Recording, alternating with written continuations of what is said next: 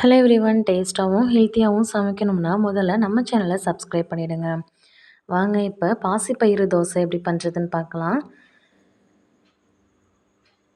இப்போது மெஷருக்காக இந்த பவுலை தான் எடுத்திருக்கேன். இந்த பவுலில் 1 கப் ரேசன் அரிசி யூஸ் பண்ணிக்கலாம், 1/2 கப் பாசிப்பயிறு, இதுக்கு வெந்தயமோ இல்லைனா உளுந்து எதுவுமே தேவையில்லை. தேவையான அளவு தண்ணி ஊற்றி ஒரு 6 மணி நேரம் ஊற வச்சுக்கலாம். நார்மலாக சுடுற தோசையை விட இந்த தோசை ரொம்பவே டேஸ்ட்டாகவும் இருக்கும், ரொம்ப ஹெல்த்தியும் கூட.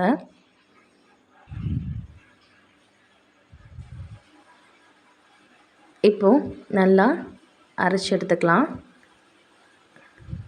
அரைக்கும்போது இஞ்சி, பச்சை மிளகாய், உப்பு இதெல்லாம் சேர்த்து அரைச்சிக்கலாம். நான் கல் உப்பு மட்டும்தான் சேர்த்து அரைச்சிருக்கேன். 10 மணி நேரத்துலேயே நல்லா புளிச்சு வந்திருக்கும். அவ்வளோதாங்க, இனி தோசை சுட வேண்டியதான். இது மாதிரி செஞ்சு கொடுங்க, எல்லோரும் உங்களை பாராட்டுவாங்க. குழந்தைங்களுக்கு ஹெல்த்தியாக கொடுத்த மாதிரி இருக்கும். இதுக்கு நான் பருப்பு சட்னி தாங்க செஞ்சேன், ரொம்பவே சூப்பராக இருந்தது. இது மாதிரி செஞ்சு பாருங்கள்.